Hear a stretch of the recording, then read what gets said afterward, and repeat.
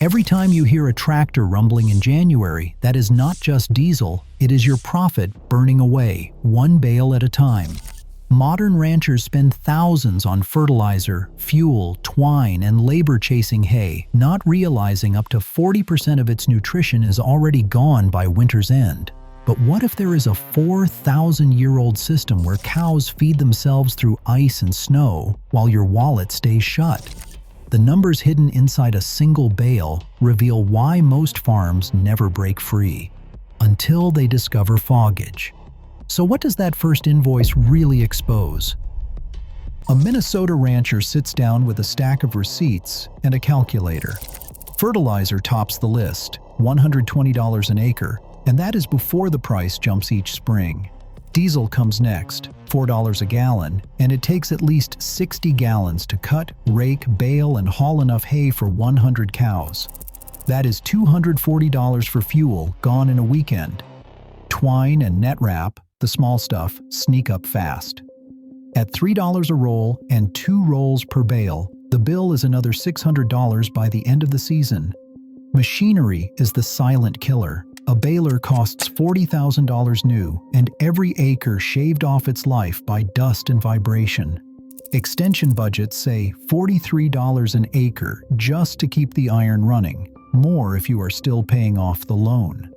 Add it up: seed, fertilizer, chemicals, fuel, labor, and repairs. The real cost for a round bale is between $120 and $160, depending on the year and the weather.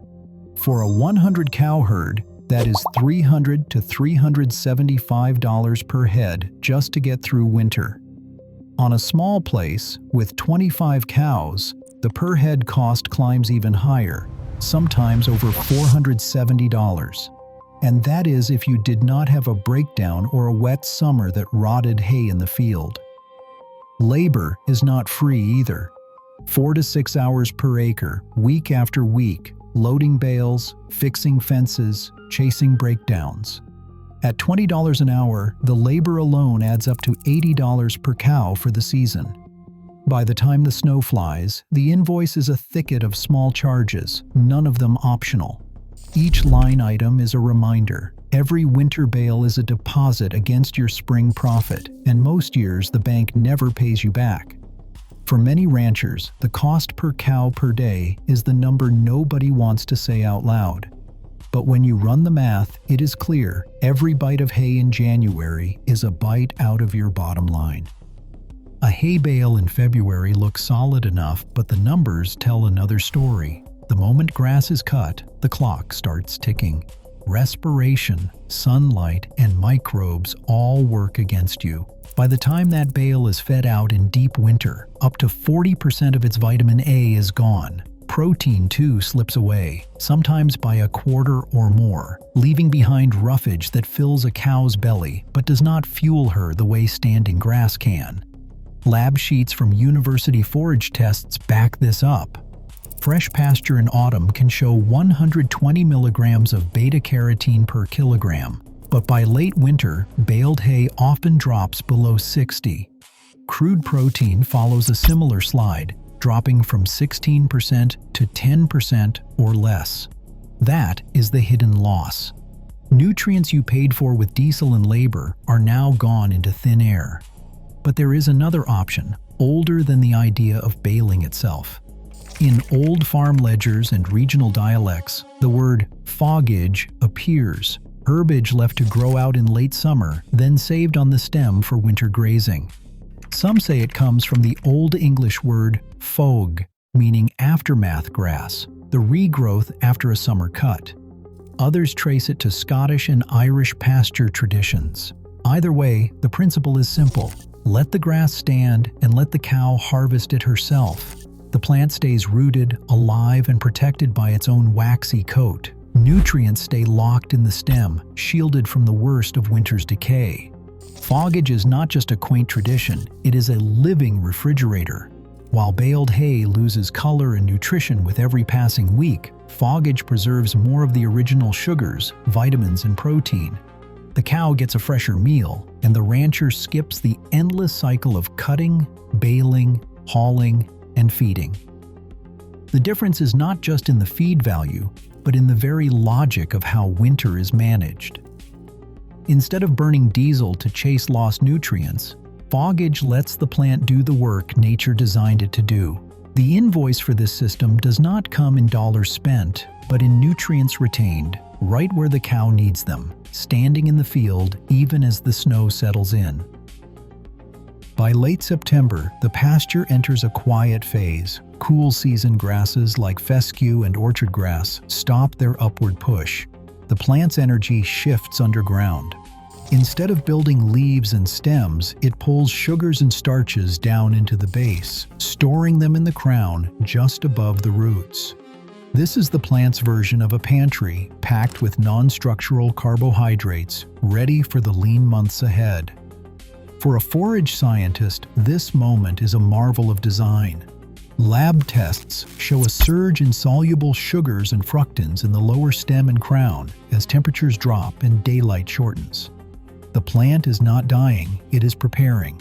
Each blade of grass acts like a solar panel through late summer, converting sunlight into energy, then banking that energy where frost and grazing teeth cannot easily reach it. Unlike baled hay, which loses nutrients by the week, standing grass in dormancy preserves its quality. The living tissue stays hydrated, the cell walls remain intact, and the stored sugars are not lost to oxidation or leaching. By mid-October, most of the pasture's growth for the year is finished. The green fades to gold, but the crown is loaded with reserves. This is why foggage works. The plant itself is the storage system. When a cow grazes winter stockpile, she is not just eating dry stems, she is tapping into those hidden reserves of carbohydrate and protein. The grass, frozen but alive, holds more vitamin A and sugar than any hay bale left in a shed. The science behind it is simple. The plant, left uncut and unbaled, becomes a living refrigerator. Instead of losing energy to the air, it keeps it locked away at the base, safe from the worst of winter.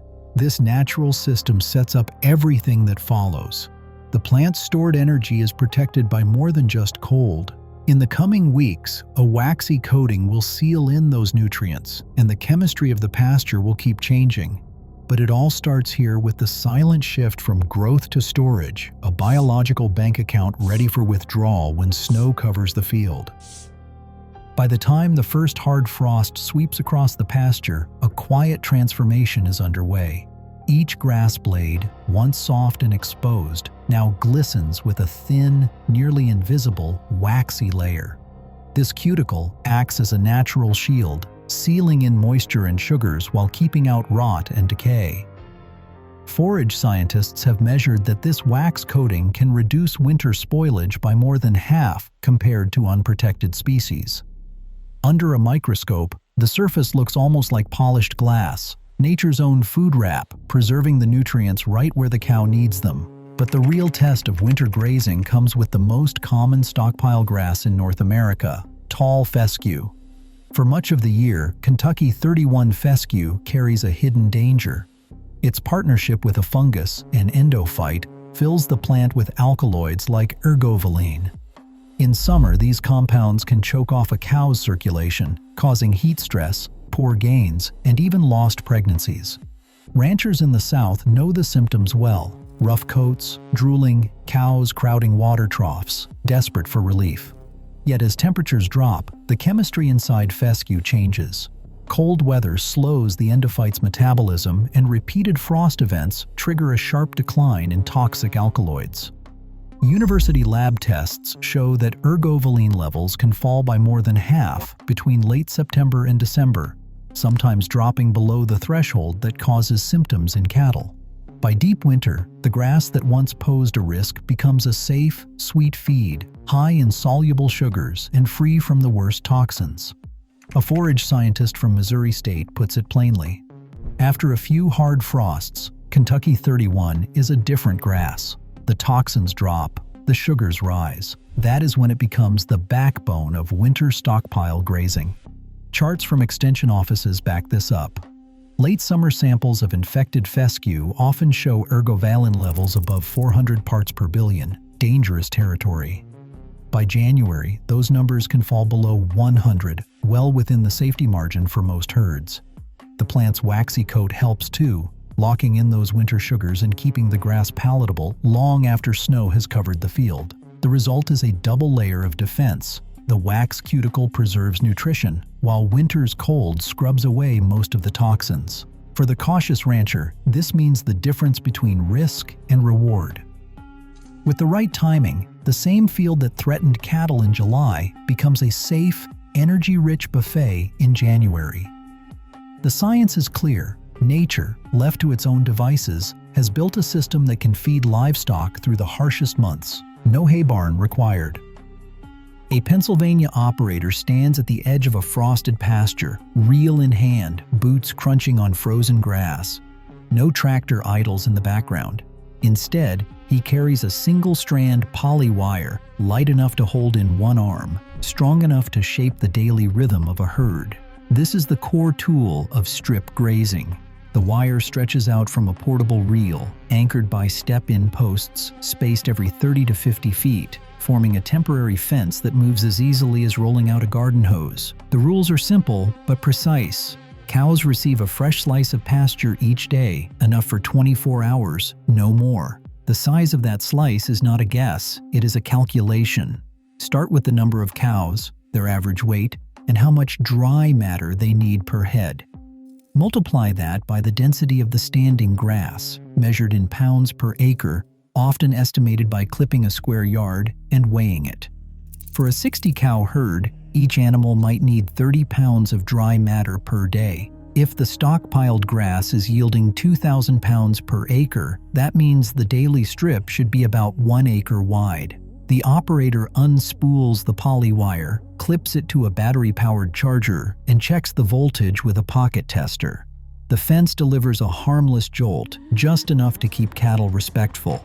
By mid-morning, the cows crowd the new line, heads down, working the fresh strip from edge to edge. Behind them, a checkerboard of grazed and ungrazed pasture stretches back toward the barn. The spent ground is littered with hoof prints and manure, but almost nothing is wasted. Moving the wire takes less than 15 minutes. The operator lifts each post, reels up the line, and resets it for the next day's grazing. No diesel burned, no hay ring to fill. The only tools required are a reel, a handful of posts, and the discipline to stick to the daily advance. The cows learn the rhythm quickly. By the second week, they line up at the fence each morning, waiting for their new ration. This method turns the rancher into a grass manager, not a machine operator. The field becomes a living feedlot, portioned out one day at a time. The poly wire does not just control the cows, it controls the flow of energy from pasture to animal, matching intake to need and leaving nothing to chance. The result is a system where the only thing moving faster than the cows is the operator's shadow, wire reel in hand, walking out the next day's meal. A stopwatch hangs from the same belt that once held a tractor key. The day begins with a simple comparison. How much grass does a cow actually eat, and how much gets left behind? In a field left open, cows roam at will, trampling half the forage into the mud and leaving the rest soiled. Extension agents call it the 40% rule. Less than half of what you grew ends up inside the cow. The rest is lost to hooves, manure, and weather. But with strip grazing, the numbers flip. Every morning, the wire moves forward just enough to give the herd a new ration. The cows, hungry and focused, sweep the strip clean. Clip plot surveys, those square yard samples weighed by hand, show that utilization jumps to 75%, sometimes higher. That is nearly double the return from the same acre, just by managing the flow. The difference is visible by the end of the first week. Where the wire has passed, the ground is evenly grazed, with little waste. The operator checks the stopwatch. 15 minutes to move the fence, set the posts, and let the cows in. Compare that to the old routine, warming up the tractor, loading bales, feeding out hay, and fixing whatever broke in the cold. That is a 2-hour job on a good day, and more if the weather turns. Over a month, the time saved adds up. What used to be a daily grind becomes a quick walk, reel in hand, with the herd waiting at the line. Clip plot data and time trials from university extension plots across the Midwest and Northeast confirm the numbers. On a 100-cow herd, switching from free-choice winter pasture to daily strip grazing can save up to 60 hours of labor in a single month. That is time not spent burning diesel or wrestling with frozen machinery. Instead, it is invested in the cows themselves, watching condition, checking water, or simply walking the fields. The operator is no longer chained to the iron, he is managing grass, not fighting mud and machinery. The payoff is clear in every invoice and every acre. More grass inside the cow, less wasted on the ground. Labor cut to a fraction of what it was. The stopwatch does not lie. 15 minutes with a poly wire replaces hours behind the wheel. The real value is measured not just in dollars, but in daylight reclaimed. Each day the cows harvest their own feed, and the operator gets back time, enough to notice that the cows are growing fatter, even as the snow begins to fall. A layer of snow covers the pasture, 8 inches deep and crusted from last night's freeze. The cows do not hesitate. They lower their heads, sweeping their muzzles side to side, clearing a path to the grass below. This is not learned behavior, it is instinct. Unlike horses, which paw at snow with their hooves, cattle use their noses as living snowplows. Researchers have tracked herds on the northern plains through decades of snowfall, measuring not just survival, but actual weight gain through winters when snow rarely dipped below the cow's knees. 8 to 10 inches is routine.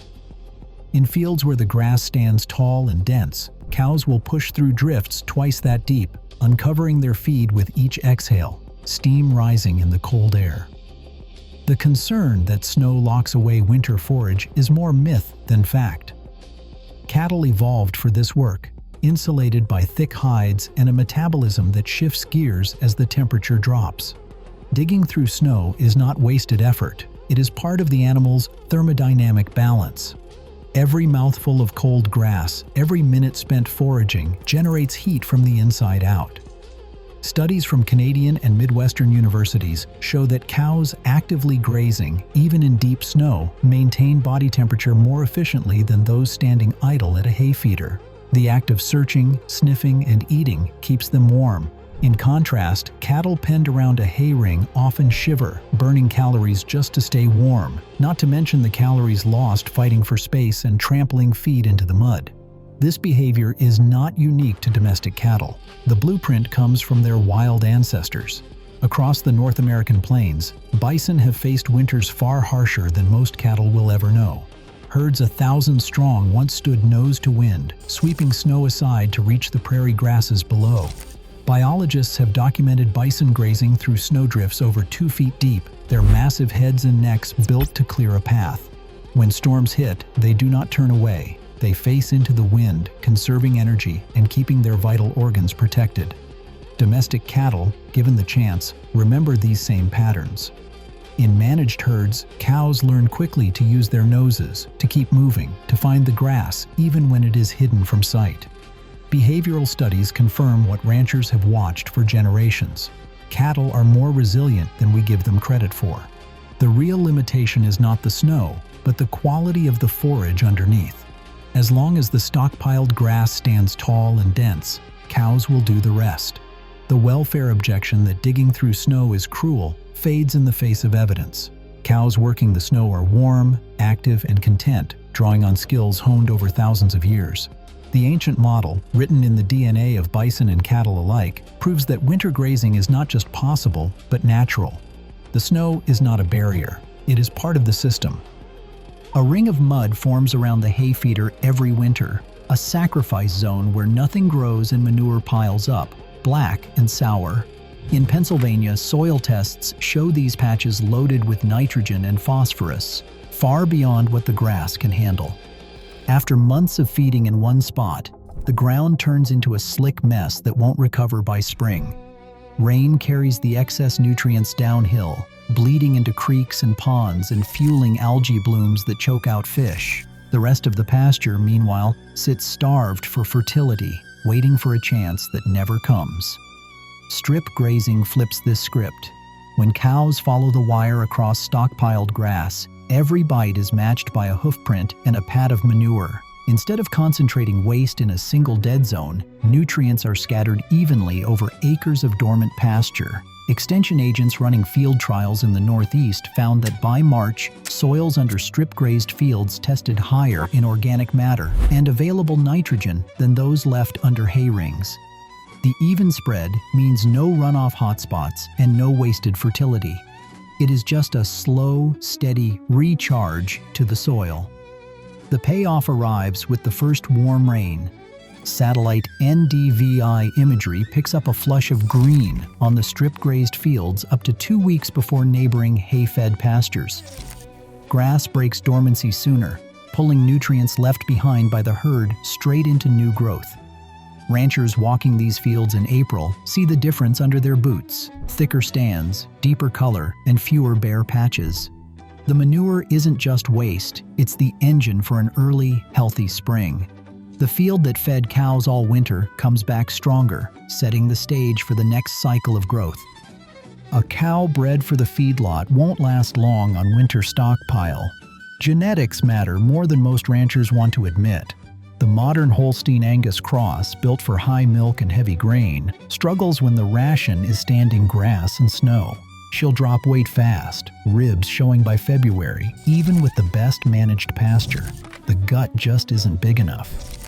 Winter grazing demands a cow with a different blueprint, a wide, deep barrel, and a slow, steady metabolism. Old-timers called it capacity. Forage researchers call it rumen volume. Either way, it means a cow that can fill up on roughage, ferment it slow, and pull every last calorie from a frozen stem. Coat matters too. The best winter grazers wear their own insulation. By December, they grow a dense, oily hide, long guard hairs over a thick undercoat.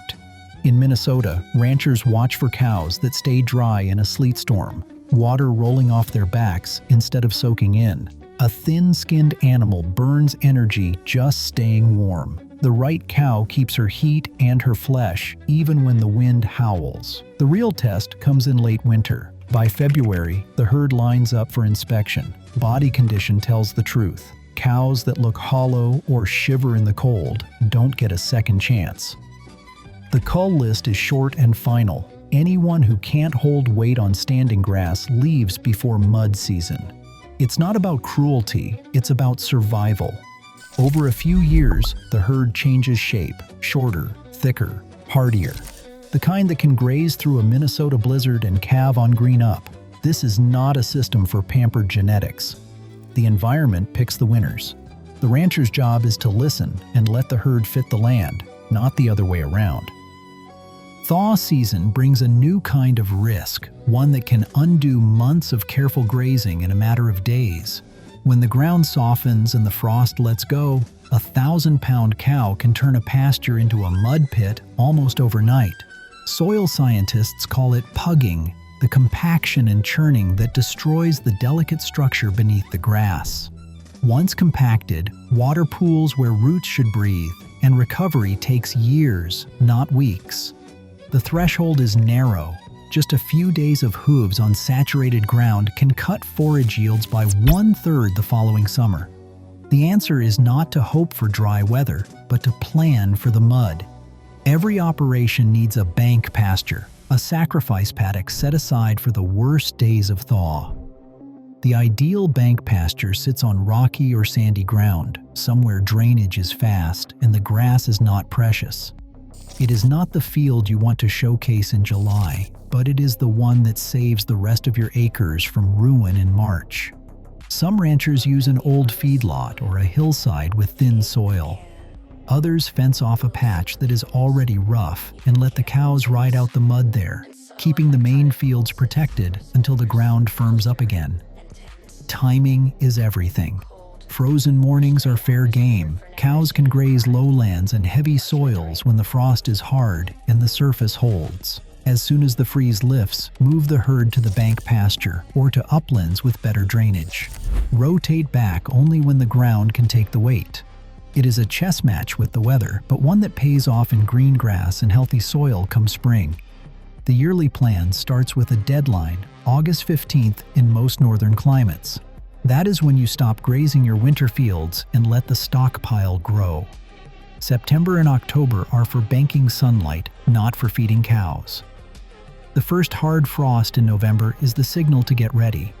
From December through March, the strip grazing rotation begins, moving the wire daily or every few days, always watching for signs of thaw. With a solid calendar and a bank pasture in reserve, winter grazing becomes not just possible, but predictable. The risk of mud is managed and the promise of spring grass is protected.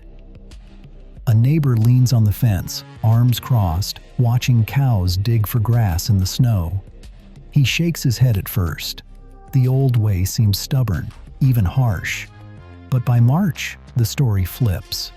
The cows on foggage stand thick and calm, coats shining, bellies full. Across the road, the hay-fed herd is leaner, huddled by the feeder, waiting for the next bale. Word gets around. Someone does the math. No diesel burned, no bales hauled, no mud ring to reseed. The winter ledger tells a different story. Input costs drop by half, sometimes more. On a 100-cow ranch, that's $15,000 saved in a single season. Even small herds see the margin widen, money staying in the bank instead of vanishing into iron and fuel. Neighbors who once doubted now ask questions. How did those cows stay so fat? Why does the spring grass come in stronger? The answer isn't a secret formula or a new machine. It's a return to a principle older than any barn or baler. Grazing animals have survived winters on standing grass for thousands of years, long before hay hooks, long before diesel. Foggage is not a trend. It's the original system, proven on the backs of bison and wild cattle across continents and centuries. Today, it's the margin, not the maximum yield, that decides who stays in business. The proof stands in the pasture, fat and content, while the tractor sits cold and silent. The real profit isn't in the number of bales stacked by the barn, but in the resilience built into every acre and every animal that makes it through winter on grass alone. Today, the average U.S. cattle producer spends over half of their annual costs just feeding hay, while the solution stands quietly in the pasture. As unpredictable weather and rising input prices squeeze every margin, the power to restore resilience sits beneath our boots. Nature's original system is not nostalgia. It is a blueprint for survival. The question now is not can we return to living grass, but whether we will trust it before the next crisis decides for us.